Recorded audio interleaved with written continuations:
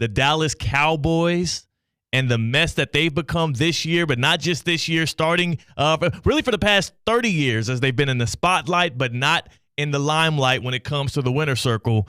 The easiest way to describe what they've been, flat out embarrassing. And as we talk about the biggest embarrassments of the football weekend, from college football to the NFL, we have to start with the Cowboys, because between the performance that they put out at Jerry World, their 5th straight home game where they trailed by 20 or more points, an NFL record, a game in which you're playing the Philadelphia Eagles, and we understand that you don't have your starting quarterback in Dak Prescott, who's out for the year now with the hamstring. He's going to have to get that repaired and come back.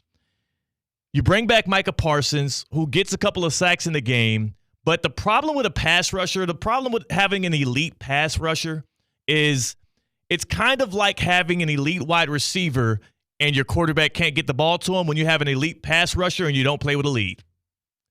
Sometimes it just doesn't matter. You can't impact the game the way that you would if you're not on a team that actually is playing out in front of people, which is why the Cowboys should have been sellers at the deadline instead of buyers. They went and got Jonathan Mingo. Maybe they should have been trading Micah Parsons, and maybe, just maybe, Micah Parsons is angry about that because something got into that man. He didn't even wait to do this on his podcast. Let's get right to the biggest embarrassment of the weekend for the Cowboys. Not only do you get stumped out by the Eagles at home, and now you're in a place where we're all going to call into question the job security of Mike McCarthy, the ability to build a competitive roster for Jerry Jones, and also just the overall play of your team. Now you have Micah Parsons in the locker room. Here it is, just calling out his head coach. Coaching aside, Mike can leave and go wherever he wants, but the guys I kind of feel bad for is guys like Zach Martin and guys who might be on their last year or on their way out, because that's what I wanted to hold the trophy for. You want to win games and do great things with those type of legends who put in more time and work than Mike McCarthy ever did. So those are the kind of guys that I have so much sympathy and hurt for. Here's the thing. I have zero problem with what Micah Parsons did and said there, because I also don't know the context in which how Mike McCarthy has been acting around the locker room and the team facilities for the past few weeks, what he said or did with Micah Parsons to make him that mad to open his mouth in a way that he knew was going to create headlines. And also, time after time after time, we've had to sit and we criticize it. We can say it's wrong. I just don't have a problem with it. But sit and listen to coaches call out players in press conferences, quarterbacks point the finger of blame and call for more accountability from wide receivers. Or look at Aaron Rodgers, for instance, who called out Mike Williams for being wrong when he should have been able to hit him on that route, in which later on Mike Williams then gets traded from the Jets to the Steelers. And, oh, by the way, who caught that game-winning touchdown for the Steelers? Oh, that moon ball. Yeah. It was Mike Williams. I think that was Mike Williams. Look what happens when you join a team that has a culture from the top down that is set, that is secure, that helps instill confidence in its players instead of striking out from beneath their feet. And look what happens when you are in a situation where you have a quarterback who actually believes in your abilities. And you would never see Russell Wilson pulling a play like that. Russell Wilson already surpassing Aaron Rodgers in my legacy rankings these days because of how he's acting in his second act and how terrible Aaron Rodgers has been. But we're going to get to all of them later. We're talking about the embarrassments. We're specifically talking about these Dallas Cowboys. I have zero problem with Micah Parsons saying that and standing on it. It's weird to attack your coach 3 times in one statement. But honestly, he might have did Mike McCarthy a favor. He might have just blessed Mike McCarthy. He really enshrined or really ensured Mike McCarthy's not going to get fired mid-season because, number one, everybody's wasting their breath today and wasting their well-earned time and energy defending Mike McCarthy, all because Micah Parsons went after him in that post-game press conference. Also, it was in a locker room.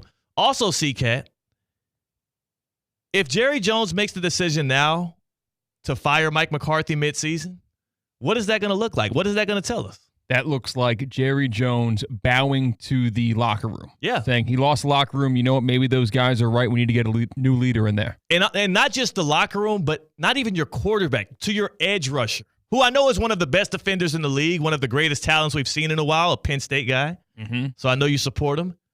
But you can't now, if you're Jerry Jones and you're going to have any semblance of organizational structure, if you're going to show to the world that America's team, the Dallas Cowboys, are a serious ran organization, which everything we've seen leading up to this point would tell us they're not, you can't fire Mike McCarthy now. Maybe in Micah Parsons letting the emotions of the game and his anger get after him, he hates losing and he's not used to being in this situation. Maybe, just maybe, he threw Mike McCarthy a life raft here by going after him in the post-game press conference, because now not only are we not drawing our swords and attacking the guy who has the main headset on the sideline, now we're all mad at Micah Parsons, who, by the way, who's more important to the future of the Cowboys? Mike McCarthy I think if Mike McCarthy was doing a better job as head coach, I actually would argue Mike McCarthy. Like, if Mike McCarthy was doing better at his job, I think that Dallas probably wins a couple of games they lost with Dak Prescott. But, yeah, maybe long-term future, you're thinking of Micah Parsons in a Cowboys uniform and not Mike McCarthy on the sideline. It took you way too long to answer that.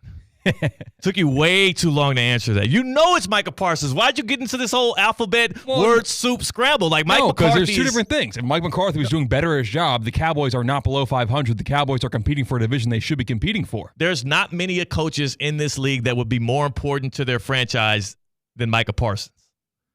Like, there are, and that's just the truth of the matter. You can't. You just said it. An edge rusher can be neutralized, and the importance of his position can be taken out of the game plan if your head coach, your offense, and every other aspect of the football is not doing what they should be doing. Even in a game in which they weren't leading, though, he had 2 sacks. I mean, he's that level of player to where he's still going to impact the game. His ability to impact them winning is neutralized.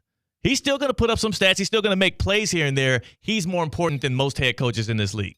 Like, I mean, look around. Look at his division. He's more important than Dan Quinn. He's more important than Mike McCarthy. He's definitely more important than Nick Sirianni. Like, in his own division, he's more important to the Cowboys than those people are to their teams instantly today. Are you equating important to better at what he does? That's what it sounds like. Because I think I'd rather have the best head coach in the NFL rather than the best edge rusher. I'd rather have the best coach in the NFL right now than the best edge rusher of all time, is what I would say. Oof. I'd rather have Andy Reid than have Reggie White.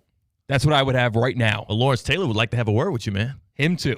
So, you're right. When you go elite versus elite, I'll probably take the head coach over the edge rusher, but we know Mike McCarthy's not elite. We know, as much as people are trying to stand up and defend him because he has that one Super Bowl. By the way, this was just disgusting. Y'all made fools of yourselves on Get Up this morning on ESPN. You made complete and utter fools of yourselves. I know y'all are better than this. Getting so out of your shoes and getting so defensive of Mike McCarthy, of all people, who I'm sure is a good man and everything, but, like, does he need that much defense? Rex Ryan on Get Up ends up cussing on live TV just to defend the code of coaches and defend Mike McCarthy, who, by the way, none of these dudes know exactly how much work Mike McCarthy's doing in that locker room anyways. And then, what was it, Damian Woody? Yes. Damian Woody on Get Up, who is a former player here, defending the coach in this situation in a way in which you would think that Mike McCarthy is the godfather to his children. That's disrespectful what Micah Parsons did to Mike McCarthy in that situation, because I know, again, it's not the results that Mike McCarthy wants, but I know that man is busting his ass every single day to try to go out there and get a win, and to hear one of your star players come out there and say that? Yeah. Come on, man. Like, I can't ride with that. I can't ride with it either. Let's stop making insinuations. I know Mike McCarthy's doing everything he can. No, you don't. You don't know that. And also, if he is, he needs to do more. There needs to be a different coach in there, because they obviously have been underperforming based on expectations.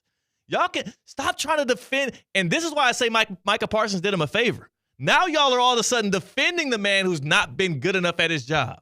Like, congratulations. You did it, Micah.